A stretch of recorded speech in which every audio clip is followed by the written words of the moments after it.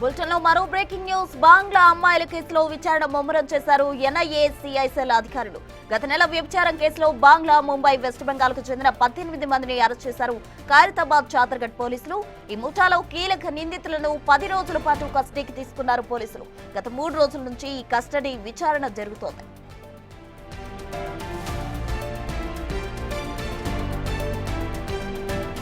మొత్తంగా ఈ ముఠాలో బంగ్లాకు చెందిన వారిని గుర్తించిన పోలీసులు ఇక్కడ వీరి పాత్ర ఎలాంటిదన్న కోణంలో ఆరా తీస్తున్నారు. బంగ్లాదేశ్ నుంచి భారత్ కు వీరు అక్రమంగా చేరుకున్నట్టు అనుమానిస్తున్నారు. అయితే వీరి తరలింపులో ఎవరి ప్రమేయం ఎంతన్న కోణంలో దర్యాప్తు చేస్తున్నారు పోలీసులు.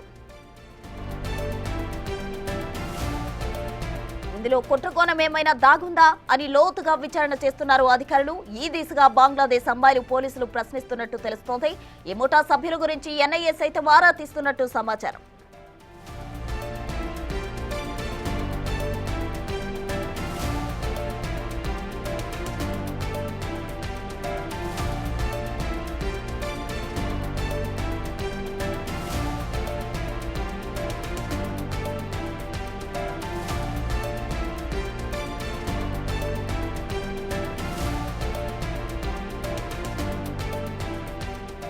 బంగ్లా అమ్మాయిలను పోలీసులు విచారిస్తున్నారు. అయితే గతంలో ఎన్ఐఏ సిఐఎస్ఎల్ అధికారులు విచారణ చేపట్టడం జరిగింది. అయితే గత నెల వ్యభిచారం కేసులో బంగ్లా, ముంబై, వెస్ట్ బెంగాల్ కు చెందిన 18 మంది ఖైరతాబాద్ అలాగే చాదర్ఘట్ పోలీసులు అరెస్ట్ చేయడం జరిగింది. ఈ ముఠాలో కీలక నిందితులను 10 రోజుల పాటు పోలీసులు కస్టడీకి తీసుకున్నారు. గత 3 రోజుల నుంచి ఈ కస్టడీ విచారణ జరుగుతుంది. మొత్తంగా ఈ ముఠాలో బంగ్లాకు చెందిన వారిని పోలీసులు గుర్తించారు. ఇక్కడ వీరి పాత్ర ఎలాంటిది, వీరి వెనక ఎవరున్నారు, ఏదైనా కుట్రకోణం దాగి ఉందా అనే తీరులో పోలీసులు అయితే వారిని ప్రశ్నిస్తున్న పరిస్థితి కనిపిస్తుంది. మొత్తంగా బంగ్లా, ముంబై, డబ్ల్యూబీకి చెందిన 18 మందిని అయితే పోలీసులు అదుపులోకి తీసుకున్నారు. వారిని విచారిస్తున్నారు.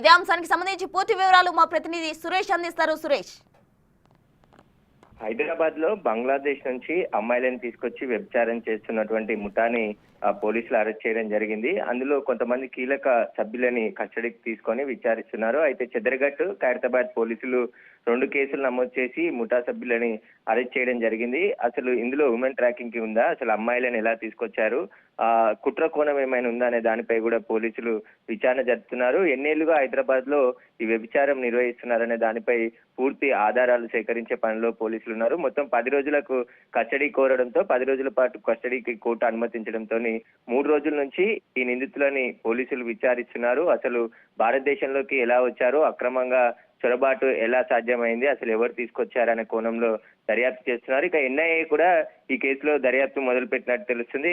ఈ మనుషులను అక్రమంగా తీసుకొచ్చి ఇక్కడ ఏమైనా కుట్ర చేసే ప్రయత్నం ఏమైనా చేశారనే దానిపై కూడా ఎన్ఐఏ ఒకవైపు దర్యాప్తు చేస్తుంది. ఇటు పోలీసులు, సిటీ పోలీసులు కూడా దర్యాప్తు చేస్తున్నారు. 3 రోజుల నుంచి కస్టడీలో విచారిస్తున్నారు. ఇంకా 7 రోజుల పాటు కస్టడీకి సమయం ఉంది కాబట్టి ఆ 7 రోజుల్లో కీలక విషయాలు కూడా బయటకు వచ్చే అవకాశం కనబడుతుంది. Right, thank you Suresh.